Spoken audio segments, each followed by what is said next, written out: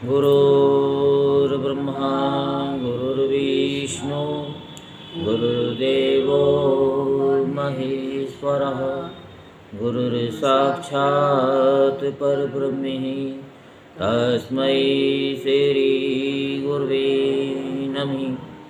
ॐ गजाननं भूतगणाधिसेवितं कपितजम्बुफलचारुभक्षणं उमासुतं शोकविनाशकारिकं नमामि विघ्नेश्वरपादपङ्कजं सच्चिदानन्दरूपाय विश्वोत्पत्त्यादिहेतवे तापत्रे विनाशाय श्रीकृष्णाय वयं नमः। बोलो वृंदावन बिहारी लाल की जय। बोलो वहाँ के बिहारी लाल की जय। आज हम आपको श्रीमद् भागवत महापुराण में तीनों गुणों की वृत्तियों का निरूपण की कथा विस्तार पूर्वक सुनाएंगे। सो आप सभी मन को एकाग्र करते हुए शांति पूर्वक कथा को श्रवण करेंगे और धर्म लाभ प्राप्त करेंगे। श्री कृष्ण भगवान कहते हैं, पुरुषवर उद्धव जी, प्रत्येक व्यक्ति में अलग अलग गुणों का प्रकाश होता है। उनके कारण प्राणियों के स्वभाव में भी भेद हो जाता है। किसमें? स्वभाव। अब मैं बतलाता हूँ कि किस गुण से कैसा कैसा स्वभाव बनता है। तुम सावधान होकर के सुनिए। सत्वगुण की वृत्तियां हैं सम यानी मन संयम, दम इंद्रिय निग्रह, तितिक्षा सहिष्णुता, विवेक तप सत्य दया, स्मृति संतोष त्याग, विषयों के प्रति अनिच्छा श्रद्धा लज्जा और पाप करने में स्वाभाविक संकोच, आत्मवृत्ति दान विनय और सरलता आदि। रजोगुण की वृत्तियां हैं इच्छा प्रयत्न घमंड तृष्णा असंतोष, ऐंठ या अकड़, देवताओं से धन आदि की याचना, भेद बुद्धि विषय भोग युद्ध आदि के लिए मद जनित उत्साह, अपने यश में प्रेम हास्य पराक्रम और हठपूर्वक उद्योग करना आदि। तमोगुण की वृत्तियां हैं क्रोध लोभ मिथ्या भाषण हिंसा याचना पाखंड श्रम कलेश शोक मोह विषाद दीनता निद्रा आशा भय और अकर्मण्यता आदि। इस प्रकार क्रम से सत्वगुण रजोगुण और तमोगुण की अधिकांश वृत्तियों का पृथक पृथक वर्णन किया गया है। अब उनके मेल से होने वाली वृत्तियों का वर्णन सुनो। उद्धव जी, मैं हूँ और ये मेरा है। इस प्रकार की बुद्धि में तीनों गुणों का मिश्रण है। मैं हूँ और मेरा, तीनों की मिश्रण है। जिन मन शब्द आदि विषय इंद्रिय और प्राणों के कारण वृत्तियों का उदय होता है, वे सब के सब सात्विक राजस और तामस है। जब मनुष्य धर्म अर्थ और काम में संलग्न रहता है तब उसे सत्वगुण से श्रद्धा रजोगुण से रति और तमोगुण से धन की प्राप्ति होती है। धन की प्राप्ति तमोगुण से, याद रखना। ये भी गुणों का मिश्रण ही है। जिस समय मनुष्य सकाम कर्म, गृहस्थाश्रम और स्वधर्माचरण में अधिक प्रीति रखता है, उस समय भी उसमें तीनों गुणों का मेल ही समझना चाहिए।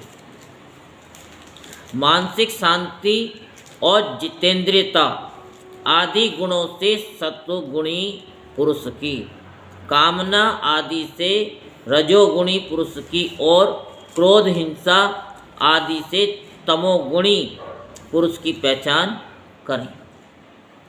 पुरुष हो चाहे स्त्री, जब वह निष्काम होकर अपने नित्य नैमित्तिक कर्मों द्वारा मेरी आराधना करे, तब उसे सत्वगुणी जानना चाहिए।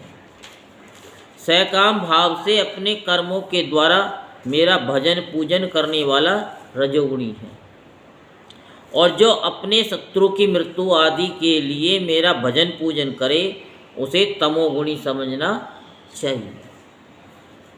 सत, रज और तम इन तीनों गुणों का कारण जीव का चित्त है, उनसे मेरा कोई संबंध नहीं है। इन्हीं गुणों के द्वारा जीव शरीर अथवा धन आदि में आसक्त होकर बंधन में पड़ जाता है। सतगुण प्रकाशक, निर्मल और शांत है। जिस समय वह रजोगुण और तमोगुण को दबाकर बढ़ता है, उस समय पुरुष सुख, धर्म और ज्ञान आदि का भाजन हो जाता है। रजोगुण भेद बुद्धि का कारण है। उसका स्वभाव है आसक्ति और प्रवृत्ति। जिस समय तमोगुण और सत्वगुण को दबाकर रजोगुण बढ़ता है, उस समय मनुष्य दुख, कर्म, यश और लक्ष्मी से संपन्न होता है।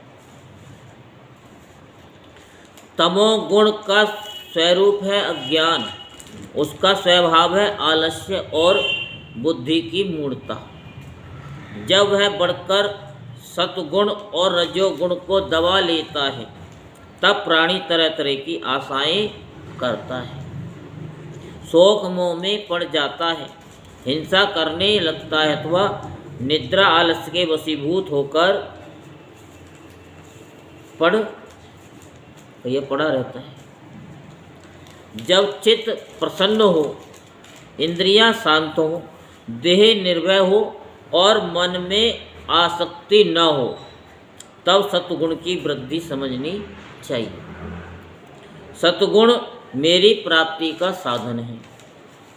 जब काम करते करते जीव की बुद्धि चंचल, ज्ञानेंद्रियां असंतुष्ट और कर्मेंद्रियां विकार युक्त, मन भ्रांत और शरीर अस्वस्थ हो जाए, तब समझना चाहिए कि रजोगुण जोर पकड़ रहा है।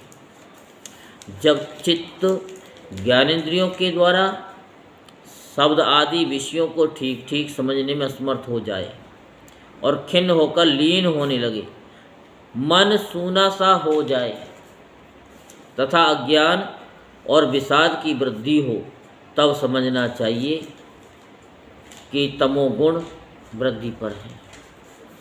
उद्धव जी, सत्वगुण के बढ़ने पर देवताओं का, रजोगुण के बढ़ने पर असुरों का और तमोगुण के बढ़ने पर राक्षसों का बल बढ़ जाता है। वृत्तियों में भी क्रम से सत्वादि गुणों की अधिकता होने पर देव तत्व, असुर तत्व और राक्षस तत्व प्रधान प्रवृत्ति अथवा मोह की प्रधानता हो जाती है।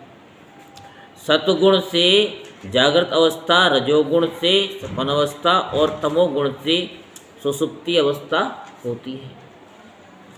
तुर्य इन तीनों में एक सा व्याप्त रहता है, वही शुद्ध और एक रस आत्मा है। वेदों के अभ्यास में तत्पर ब्राह्मण सत्वगुण के द्वारा उत्तरोत्तर ऊपर के लोकों में जाते हैं। तमोगुण से जीवों को वृक्ष आदि प्रयत्न अधोगति प्राप्ति होती है और रजोगुण से मनुष्य शरीर मिलता है, जिसकी मृत्यु सत्वगुणों की वृद्धि के समय होती है। उसे स्वर्ग की प्राप्ति होती है।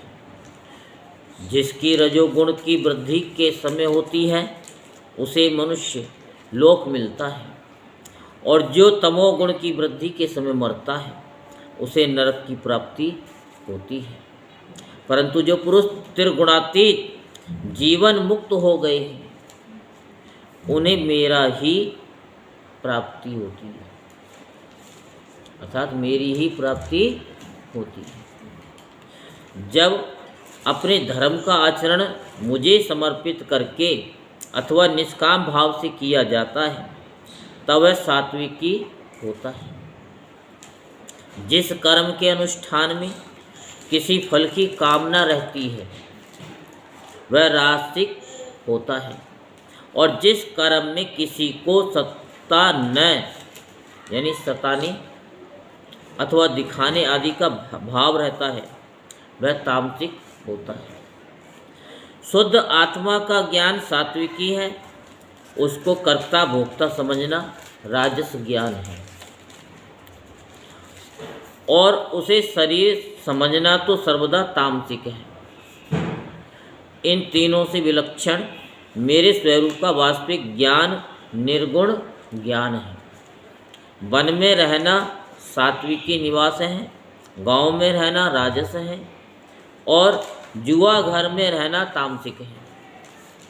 इन सब से बढ़कर मेरे मंदिर में रहना निर्गुण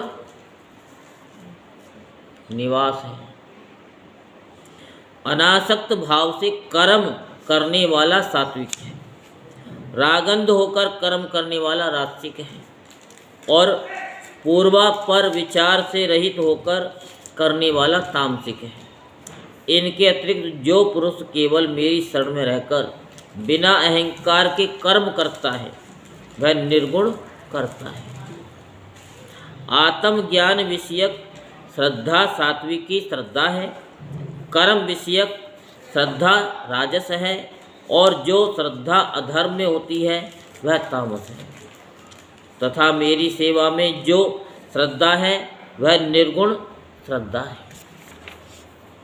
आरोग्यदायक पवित्र और अनायास प्राप्त भोजन सात्विकी है।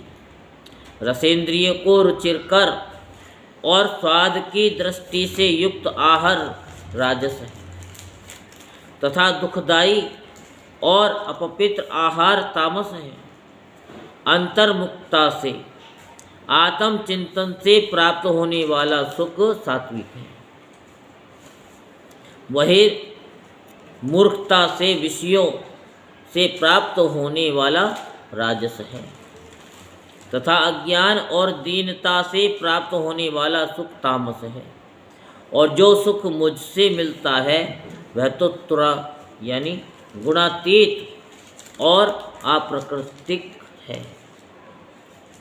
उद्धव जी, द्रव्य वस्तु, देश यानी स्थान, फल, काल, ज्ञान, कर्म, कर्ता, श्रद्धा, अवस्था, देव, मनुष्य, त्रियागादि, शरीर और निष्ठा सभी त्रिगुणात्मक हैं।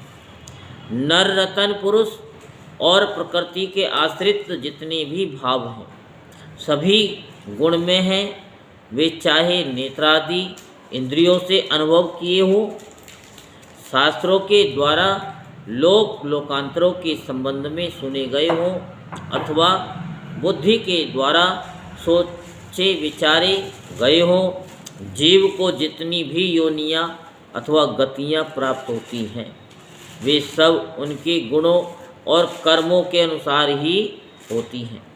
हे सौम्य, सब के सब गुण चित्त से ही संबंध रखते हैं, इसलिए जीव उन्हें अनायास ही जीत सकता है।